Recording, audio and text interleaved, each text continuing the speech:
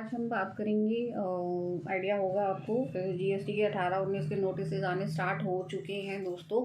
तो जीएसटी के 18-19 के जो नोटिस आ रहे हैं उसके अंदर आपको क्या क्या पॉइंट्स ध्यान रखने हैं। पुराने नोटिस को देखते हुए आप कुछ पॉइंट्स को बहुत ज़रूरी कंसिडर करेंगे।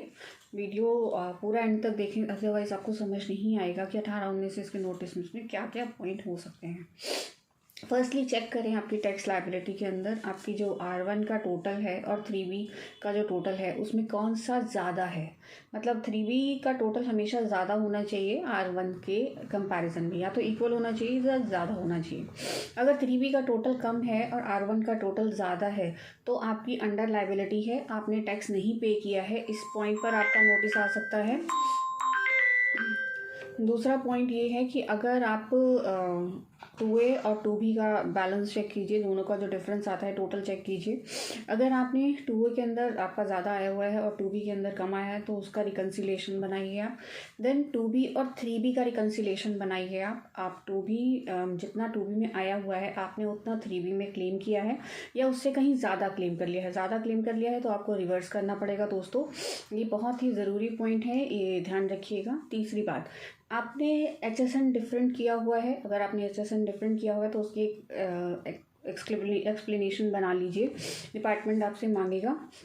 चौथी बात, आपने जिन भी डीलर से परचेज़ कर रखी है उनमें से कोई डीलर आपका कैंसिल तो नहीं है, ये बहुत ज़रूरी है, ये भी ध्यान रखिएगा। उन सब का एक्टिव स्टेटस चेक कर लीजिएगा, उन्होंने टैक्स पे किया है या नहीं किया। जब आप उनका स्टेटस चेक करते हैं तो साइट पे आपको लिखा नज़र आ जाता है किस किस टाइप की उन्होंने रिटर्न फाइल की है, तो दिक्कत हो जाती है। अगर उन्होंने रिटर्न नहीं फाइल की, मतलब आपने उनसे बिल तो ले लिया लेकिन उन्होंने आगे गवर्नमेंट को टैक्स नहीं पे किया, तो आपको टैक्स पे करना पड़ेगा, क्योंकि गवर्नमेंट अब नहीं मान रही है। मतलब वो उन्हें सर्च ठीक है नहीं हो पा रहा है, लेकिन टैक्स की लायबिलिटी आपके ऊपर आ जाएगी। तो ये सारी चीज़ें आपको 18-19 के नोटिस में ध्यान रखनी है। कुछ ऐसे पॉइंट्स भी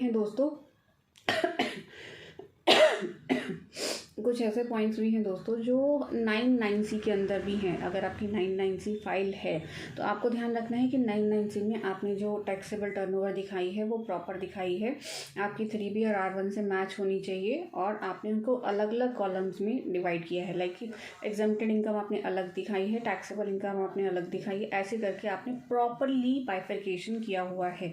अगर आप बाइफरकेशन करना भूल गए हैं तो इस पॉइंट पे भी आपको नोटिस आ सकता है दोस्तों।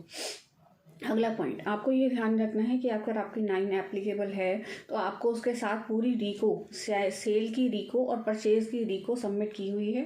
अगर आपने नहीं की तो इस बात का भी ख्याल रखिएगा, इस पॉइंट पे भी नोटिस आ सकता है। मतलब गवर्नमेंट आपको चारों तरफ से घेर रही है दोस्तों। आपको ये ध्यान रखना है कि आपके पास सारी वर्किंग होनी चाहिए, और अगर आप किसी चीज़ की वर्किंग नहीं किए हैं आपने, आप कर लीजिए, बहुत ज़रूरी है, क्योंकि असेसमेंट 18-19 की स्टार्ट हो चुकी है दोस्तों।